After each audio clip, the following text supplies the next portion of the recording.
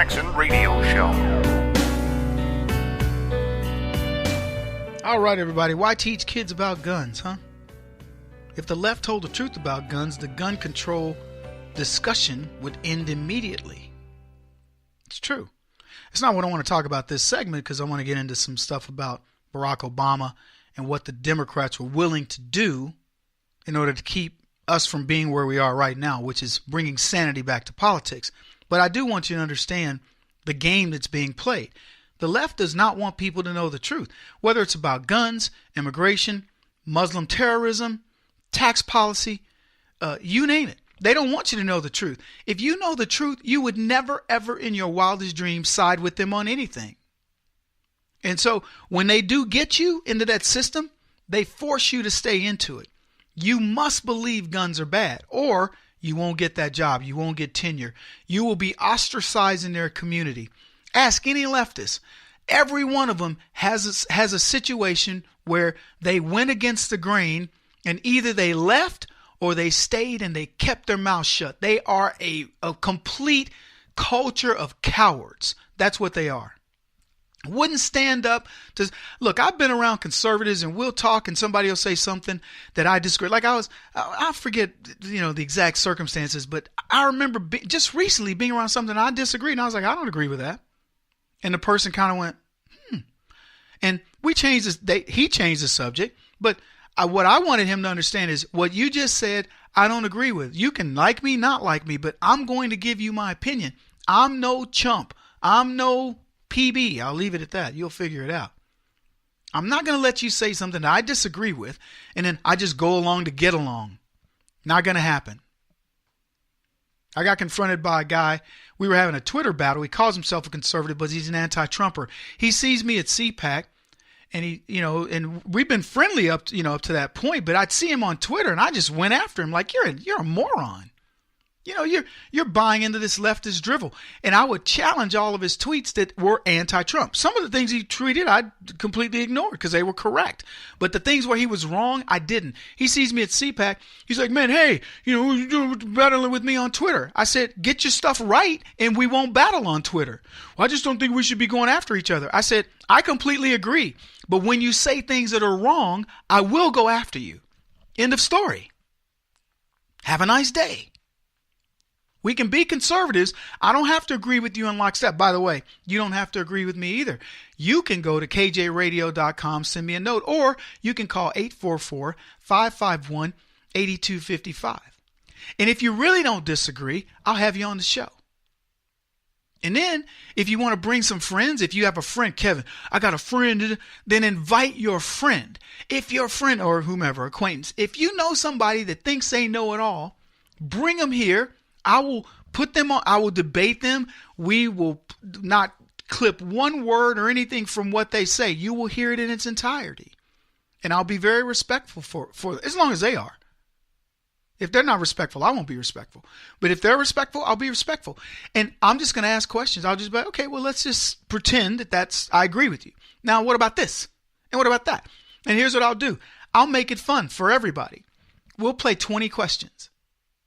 And I can guarantee you within 10 questions, whoever you bring on, me asking them 10 questions on whatever topic they want, I will spin them into the death spiral, and they will probably be mad.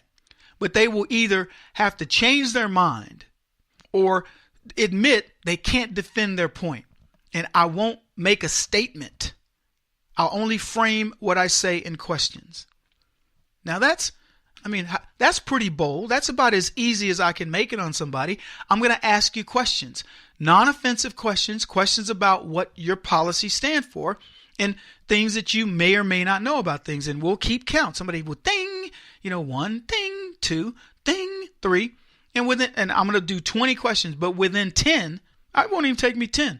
Most of them are spinning. So there you go. 844-551-8255. Bring them on. Germany gave up their guns. 6 million Jews died. How many ways do guns save lives in America? Millions of times a year. Many, many more times than a gun is used in any type of an act of violence where the person, and what I mean is wrongly used. Cops shoot somebody, or accidental shooting or whatever. Guns save more lives and protect more people than the left will ever admit. They will not tell you this. They won't tell you that, nor will they tell you that these kids that marched in this March for Life were forced. Some of them were forced to participate. One of the guys, a friend of mine on Twitter, said, did students protest when Steve Scalise was shot? Did students protest when Kate Steinle was shot? Did students protest when 8 people were mowed over in New York City by a terrorist driving a Home Depot truck? Students are protesting because the media and Democrats use them as puppets. That's why. And that is the truth of the matter. But that's not what I want to talk about. I want to talk about bringing the Democrats down. And my question to you is this: what would it take to bring the entirety of the Democrats down? It's a one-word answer: Trump. See, it's that reason Trump was not supposed to win at all costs. And National Review wrote an article about Russian collusion and the real story behind Hillary Clinton, the DNC, the FBI, and the media. And they said this: Barack Obama keeps a close watch on his emotions. I love Spock, he wrote in February of 2015 in a presidential statement eulogizing Leonard Nimoy. Growing up in Hawaii, the young man who would later be called No Drama Obama felt a special affinity for the Vulcan first officer of the USS Enterprise. Long before being nerdy was cool, there was Leonard Nimoy, the eulogy continued. Leonard was Spock. Cool, logical, big-eared, level-headed. Now, what's funny about this, Barack Obama doesn't like his big ears, but he knows he has them. So he was trying to describe himself. Cool, logical, big-eared, level-headed. That's what he thinks of himself. The article continues, it's a rare occasion when Obama lets his Spock mask slip. But November 2nd of 2016 was just such a moment. 6 days before the presidential election, when addressing the Congressional Black Circus, they said caucus, he stressed that the Republican candidate, Donald Trump, threatened hard-won achievements of blacks: tolerance, justice, good schools, and ending mass incarceration, even democracy itself. Now let me ask you this. I'm going to stop for a second. Do you believe for 1 second that blacks in America are tolerant and just, part of good schools, and not massively incarcerated? Because let me tell you something. If any of those things were ruined in the 8 years of Barack Obama's presidency, blacks became less tolerant. Blacks are one of the most injustice. They prefer injustice over justice more than anybody. We still have the worst schools and we have mass incarceration. But he goes on to say this: there's one candidate who will advance all those things. Voice swelling with emotion, they said. And there's another candidate whose defining principle, the central theme of his candidacy, is opposition to all that we've done. That's what Barack Obama said. Now they go on. The open display of emotion was new, but the theme of safeguarding his legacy was not. 2 months earlier, on July 5th in Charlotte, North Carolina, Obama delivered his first stump speech for Hillary Clinton. He described his presidency as a leg in a relay race. Hillary Clinton had tried to pass the Affordable Care Act during Bill Clinton's or affordable health care during Bill Clinton's administration, but she failed. And the relay baton fell to the ground. When Obama entered the White House, he picked it up. Now his leg of the race was coming to an end, he said. I'm ready to pass the baton, he says, and I know that Hillary Clinton is going to take it. Yeah, he knew she was going to take it because he had made sure that he had all the apparatus in place to make sure she would be able to take it. But what's funny about this, and they aren't going to get into the nuance of this, but Barack Obama ridiculed Hillary Clinton's version of the healthcare system, and then he stole it and implemented the same thing for himself. I'm telling you, I wish I had a TV show, because I would have said, now that's a brother that stole from a white woman. He did it right in front of America and called it Obamacare, had the name to steal it, pawn it, and put it under his own name. They said, but he was less certain than he was letting on. Hillary Clinton was up in the polls to be sure, but she was vulnerable.